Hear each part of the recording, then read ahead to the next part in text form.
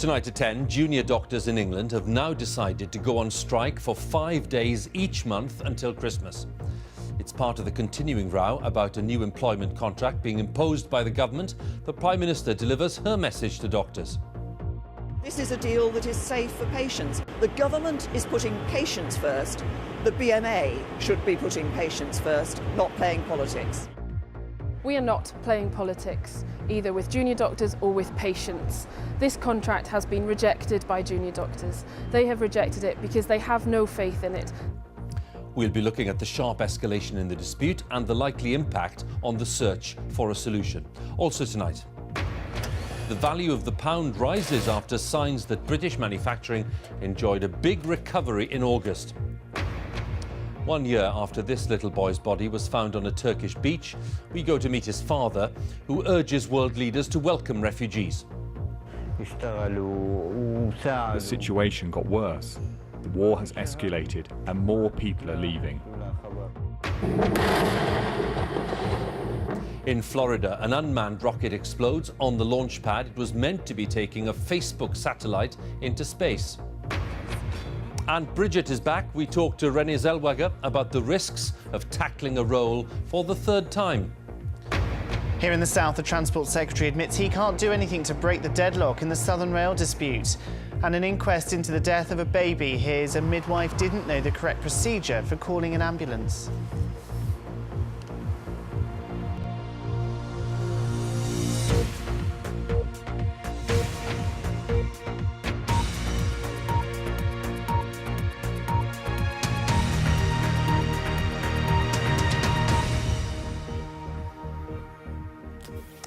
Good evening. Junior doctors in England have announced a significant escalation of their strike plans in the dispute over the new employment contract. The Prime Minister intervened today, accusing doctors of playing politics and failing to put patients first.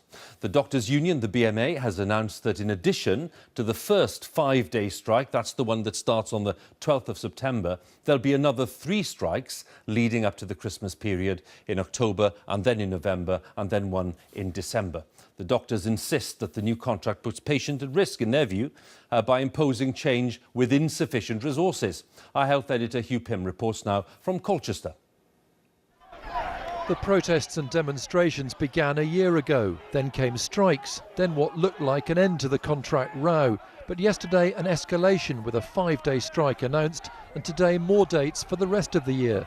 The junior doctors' dispute in England is more bitter than ever. At hospitals like this one, Colchester General, there's a lot of extra work to do, planning for the industrial action this month. They have to bring in consultants from other areas to cover emergency work, and for a longer strike than the last one in April.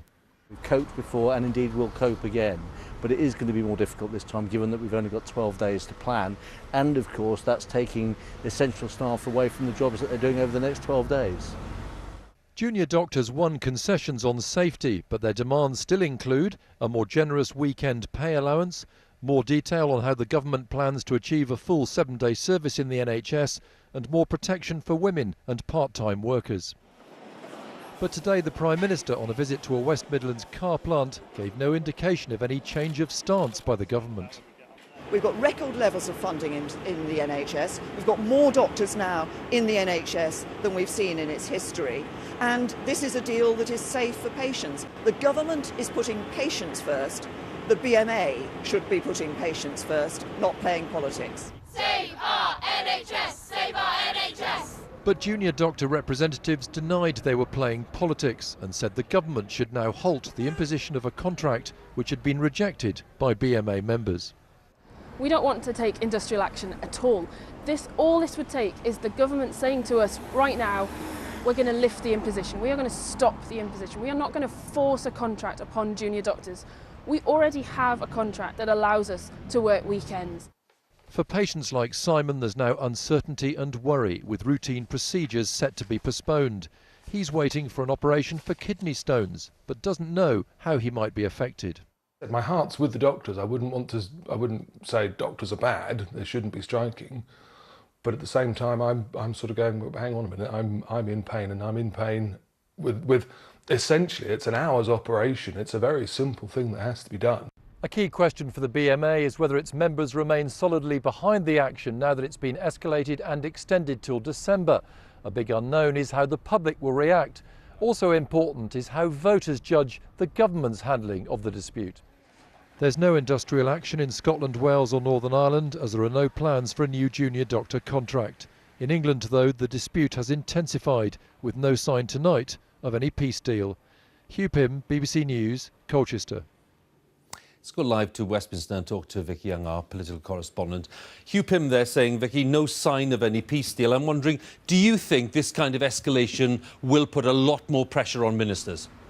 Well, you would think so, and yet all the signs today are that they are standing completely firm. And I think if Theresa May had wanted a change in direction, the time to do that would have been when she became Prime Minister a few weeks ago. She could have moved Jeremy Hunt, she could have fired him. Instead, I understand that they did speak about the doctors' strike, about the junior doctors' contract, and they agreed a way forward. So she clearly decided that he was the best person to stay in the job. Now, speaking to those close to the Health Secretary, they say this is a manifesto commitment. They feel they have compromised massively on all of this, and crucially they say they had a deal. They'd been speaking to the unions for years. The BMA did decide that they would agree this deal, and they now feel that junior doctors have gone back on that, and they have called their reaction extreme and unreasonable. So where does it go from here? I think the one thing that could change things could well be public opinion, with an escalation in the strike days, more operations being cancelled or postponed. Junior doctors feel they've had the support of the public up to now. If that were to change,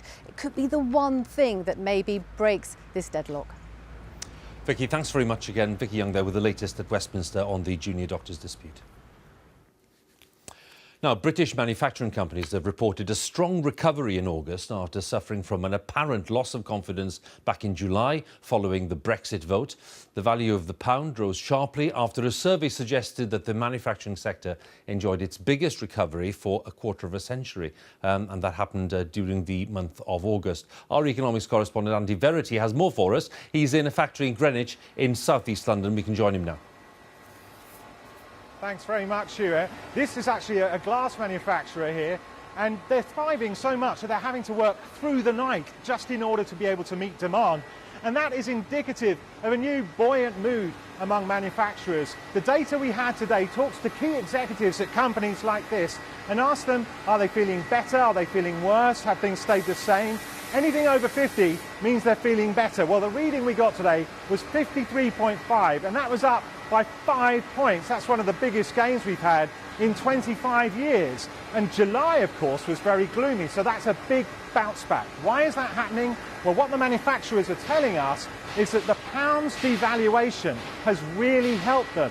We used to have, well, we now have a pound at $1.33 roughly. It used to be $1.40, $1.50. So that means it's 10% cheaper for foreign companies to buy the goods of companies like this. That really helps them and acts as a stimulus to the economy. On the other hand, the flip side of it, of course, is that you have to pay more when you're importing your materials from abroad. So companies like this are often paying 10% more. 44% of companies asked said they were paying more for their imports. That hasn't fed through to us, the consumer, yet, but you can expect it to do so in the coming months, Hugh. Andy, thank you very much. Andy Verity with the latest on the state of the economy for us in that factory in Greenwich in southeast London.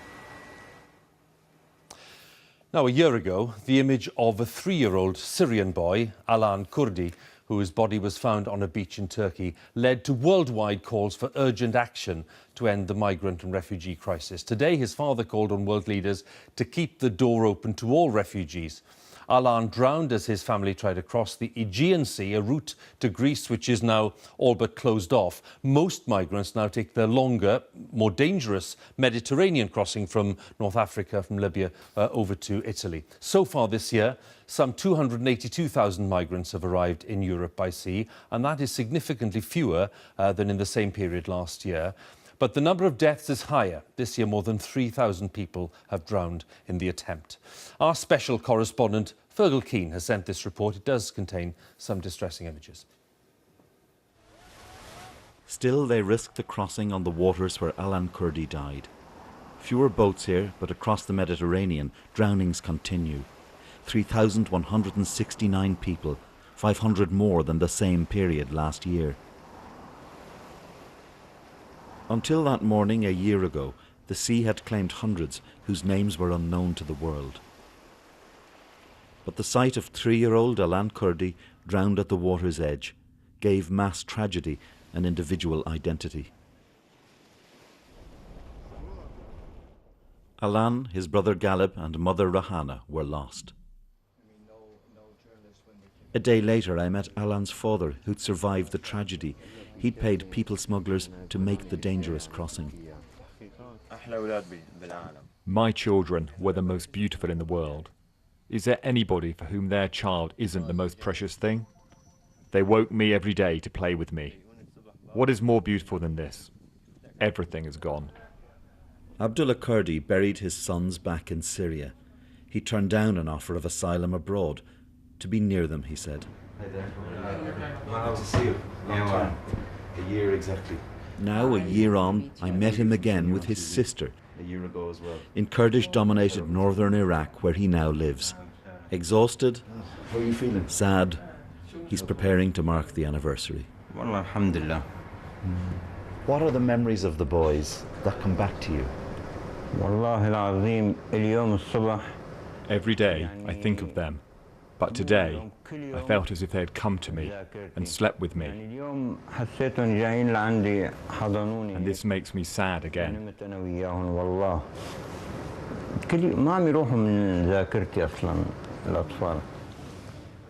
The tragedy created an international outcry propelled by social media, but the season of outrage was brief.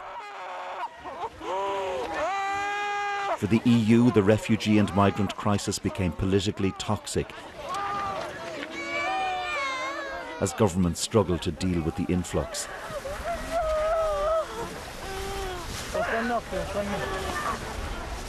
Public sentiment shifted.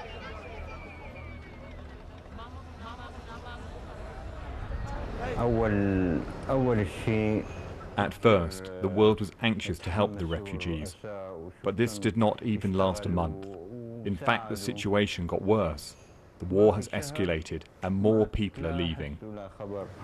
Most fleeing war or poverty now come to Europe via Libya, carried in smugglers' boats until they're picked up and taken to Italy by coast guards or aid agencies. But there are few Syrians. Under a deal between the EU and Turkey, most are prevented from crossing on the old route to the Greek islands.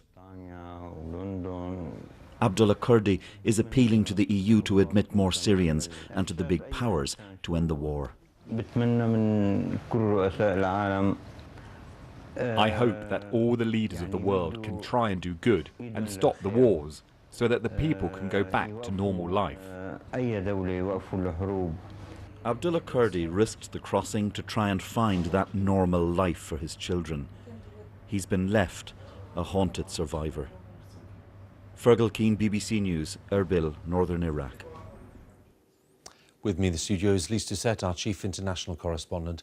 That image of little Alan Kurdi was meant to change everything. Just wondering, in your view, Lise, what has changed? Well, it did focus minds for a moment. Fergal mentioned the deal, a deal, an achievement in the eyes of European governments, but a controversial deal with Turkey, whereby Turkey would stop the flow of Syrians, take care of them in Turkey, in exchange for visa-free travel for Turks across the EU. Now, Turkey was supposed to meet other conditions before that happened. It hasn't, and it said it won't meet those conditions. So there's going to be crisis talks next week on the margins of the G20 in China to try to rescue that deal.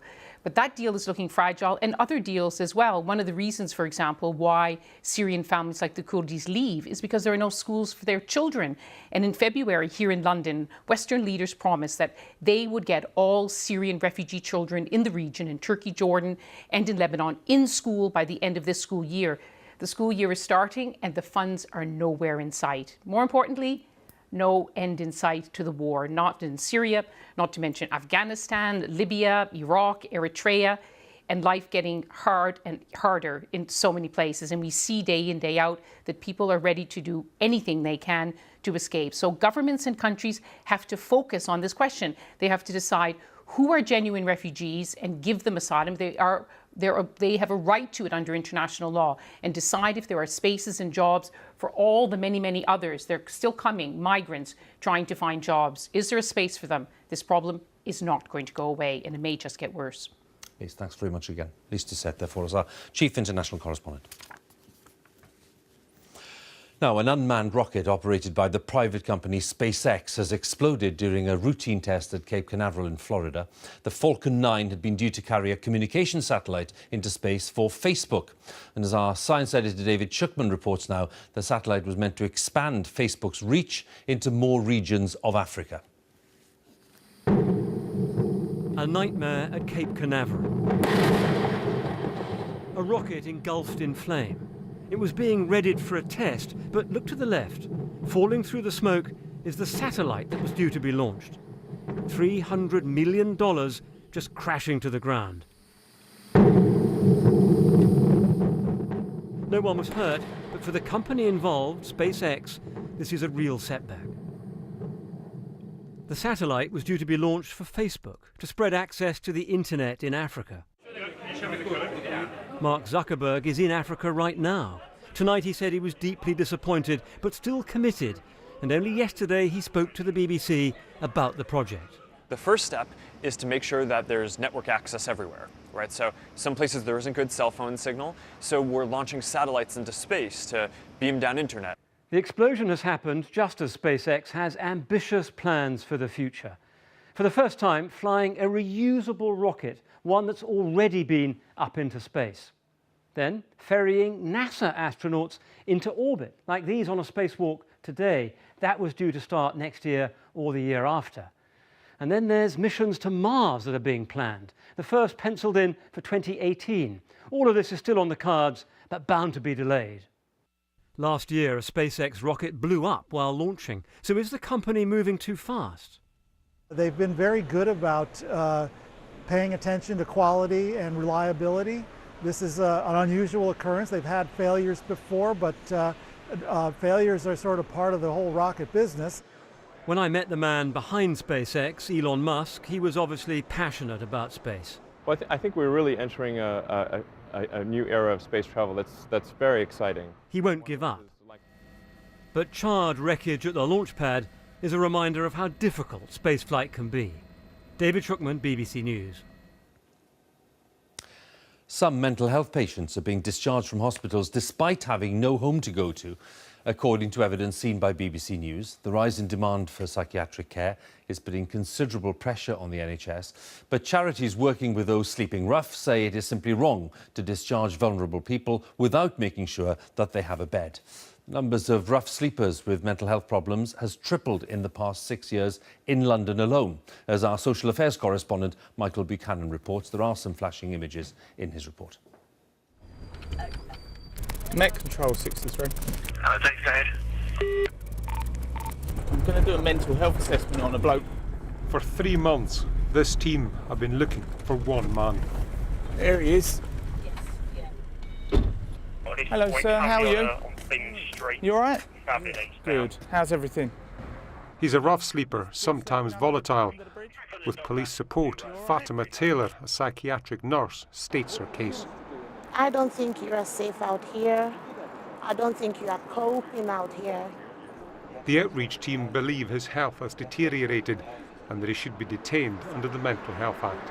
I've seen you walk about talking to yourself a bit I'm not as well. talking to myself. I'm not talking to myself. I've seen you scream at people walking in front of you. I don't want mental health. I'm not mental. Fatima disagrees. She believes he should be sectioned. But it's after midnight. She can't get any doctors to come and assist as the law requires. So the man walks off. That must be extremely frustrating. It is frustrating. It is frustrating. It's so unpredictable when you can find somebody so chaotic and to get them into services.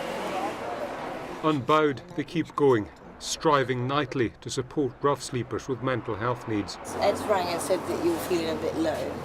An innovative approach from the charity Thamesreach, funded by Tower Hamlets Council. Amid the constant bustle, an increasing caseload needs support. The man in the shorts has been sectioned This time, doctors are present. And where were you sleeping before that? On the street, homeless. And for how long was that? 7 years now. 7 years. He's homeless and a regular drug user. In recent weeks, his behaviour has become erratic. Yeah, because the doctors have made a decision, and myself, that you will be better off in hospital. He's been sectioned several times before and calmly heads to hospital. As he departs, so do we, to a bin chute in a block of flats. That was my toilet in there. I was sleeping down here. Donna Reader lived here. This is my home, well, so... This was your home? Yeah, for a while. But it stinks. I know, I can't smell it, I'm used to it. A long-term drug user, she's been sectioned often, suffering from schizophrenia. The outreach team found her, housed her, saved her. Yeah, I'm not better now, I've got my own home. Yeah? Yeah. How's your mental health? It's still there, it's controlled, but you can't make mental health go overnight, so... Her relative progress, a source of inspiration for a team accustomed to setbacks. Back on the streets, a familiar figure, the man we'd earlier seen sectioned. He'd been discharged from hospital after just 2 days. The outreach team said the NHS had failed to check he had anywhere to sleep. They fall through the cracks all the time. It's a matter of substance misuse, drug-induced psychosis. It's nothing to do with their mental health. So they get turned away. The man will now have to fend for himself until his next crisis, revolving between hospital and homelessness, a potent symbol of a broken system. Michael Buchanan, BBC News, East London. The chief executive of Apple, Tim Cook, says that the European Commission ruling on the firm's tax status in Ireland is maddening, his word, and politically motivated. He also said that Apple planned to send some of its enormous pile of overseas cash back to the US next year. Let's talk to our business editor, Simon Jack. Tell us a little more about this response. Well, I don't think anyone expected Apple to say, fair enough, here's £11 billion, which was what the tax bill. But it was a very striking response. It was personal. He talked about a sense of personal outrage at being accused of wrongdoing. It was defiant, saying we've done absolutely nothing wrong. And although he dismissed this as a political attack, it was a pretty political response in its own right. It was a clear message in Irish media for the Irish government and the Irish people to say, we stick together, neither of us have done anything wrong. And then there was the new bit, as you said in your introduction there. They're saying that they're going to repatriate some of this enormous cash pile back to the US. Now, that is a change. Previously, they've said the tax rates in the US are too punitive, but they're going to send some money back. And that's going to be a message to US lawmakers who, by the way, think, look, if anyone is owed back taxes around here, it's us. So you can see that he's sort of circling the wagons for a potentially long fight.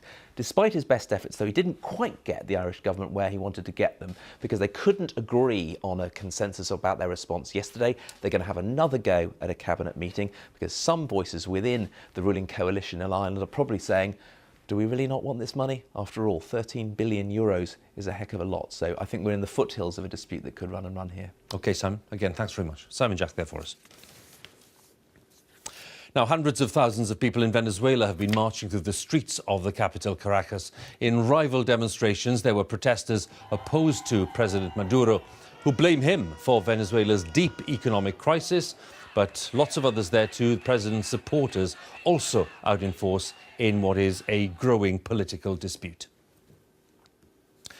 The biggest biomedical research centre in Europe, the Francis Crick Institute in London, has opened its doors to an international team of more than 1,200 scientists. They'll be working on new ways to try to diagnose and treat and prevent conditions such as cancer, heart disease and stroke. Our medical correspondent Fergus Walsh has been to see the new centre and to talk to some of those who are involved. London has a new landmark, the Crick, named after the co-discoverer of DNA structure. This cathedral to science is right behind the British Library and St Pancras Station. As well as what you can see, there are 4 stories below ground, which will house scanners, electron microscopes and an animal research facility. This is my laboratory and we've already started work.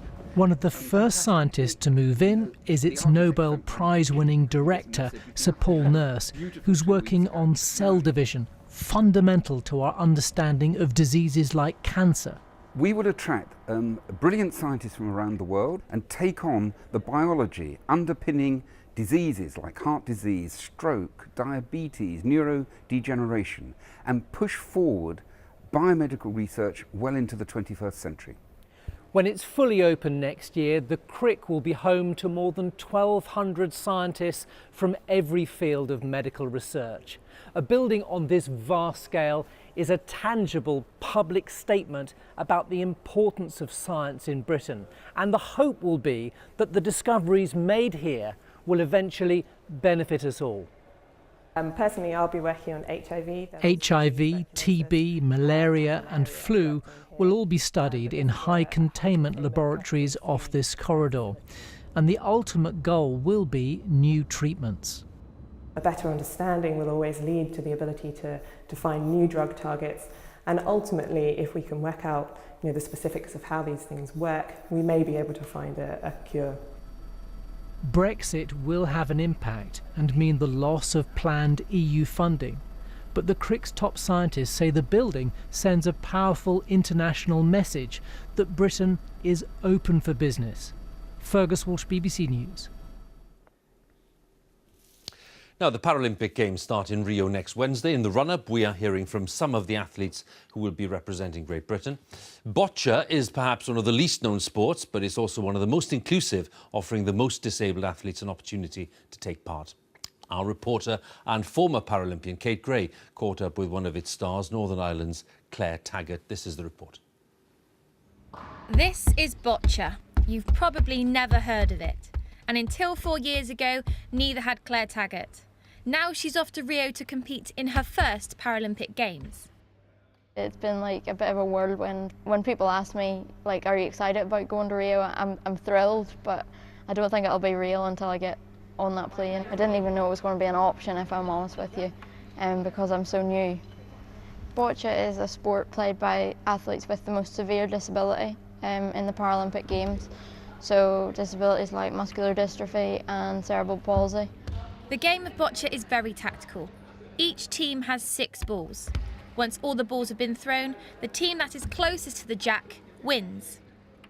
6,000 miles from Rio is Claire's hometown in Northern Ireland, where a lot of the hard work takes place. Here she trains on her own. Is it quite lonely for you? I wouldn't say it's that lonely. I've got some pigeons for company there in the hall sometimes, but I like that. I like that it's homely. How do you keep yourself motivated when you haven't got teammates around your competition all the time? Someone will post in our messaging group, oh, I got this score in a test today, and then we'll all be doing that week to try and beat that person's score. So it's not that it's not competitive. Your life hasn't always been this way. It's changed quite a lot over the last 4 years. Just take us through what you've gone through. I started stumbling and falling about 5 years ago. It took about 2 years, but I got diagnosed with a condition called dystonia. And that basically means abnormal posturing and muscle contractures. It hasn't stopped me. I'm learning to drive again. So yeah, everything is just back to what I could. The only thing I can't do is walk. And to be honest, I'm not that bothered. It's been crazy the amount of people who I don't know who are saying well done and things like that, and that there just blows my mind. I still see myself as a little girl from Larne who just throws balls. You sit here very confidently, you talk about it in a very positive way of having a disability, being in a wheelchair. Has it always been that way? For me, the focus is Rio, and I just have to keep, like, if I'm having a bad day, I just have to keep reminding myself that that's the focus, and that yes, I'll always have bad days, but the good days will outweigh the bad days. On her way to Rio, that was the Paralympian Claire Taggart talking there to my colleague Kate Gray. Well, it's been 12 years, but Bridget Jones is back. This time she's about to become a mother, and she earns a living as a television news producer. In fact, the actress who plays her, Renée Zellweger, researched much of the part right here in the BBC newsroom. So Fiona Bruce has been talking to her about the experience and the risk of returning to a role for the 3rd time. So there I was, surrounded by my friends, and all ready for my happy ever after. The reality was much more single.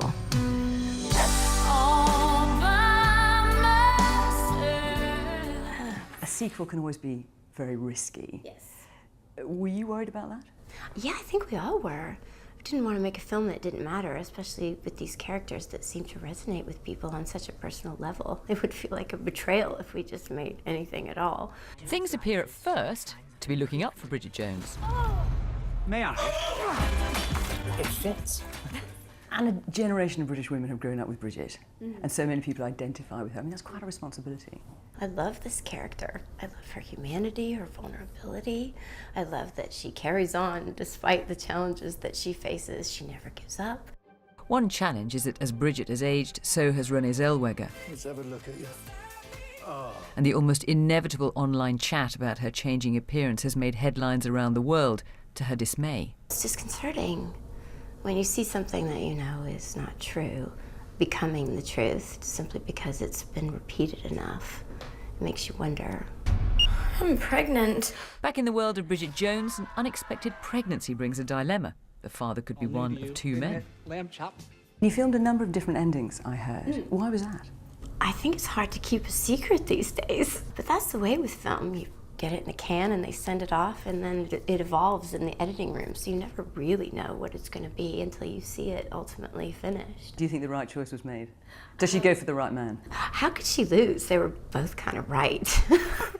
It's me, checking talkback. You want to try online dating again? 6. The other night I was on Tinder. 4. Half an hour later I'm having a 3-way with Prince Andrew has just written his first children's book. You did that on purpose. You came into the BBC newsroom to have a look behind the scenes. I was lucky enough to meet you that day Dream and see come how true. to see how it works. Well, what did you think of it, and did you take anything from that? Oh, for sure. Thank you very much, by the way. It's controlled chaos. Who knew? I mean, the potential for absolute disaster at every moment is extraordinary. Yes, it's always just around the corner. I'm telling you, how you keep so calm and you keep your composure through it all is pretty, it's impressive, very impressive. Do you know, I think she's got a taste for it. This is Bridget Jones reporting for the BBC News. Back to you, Fiona.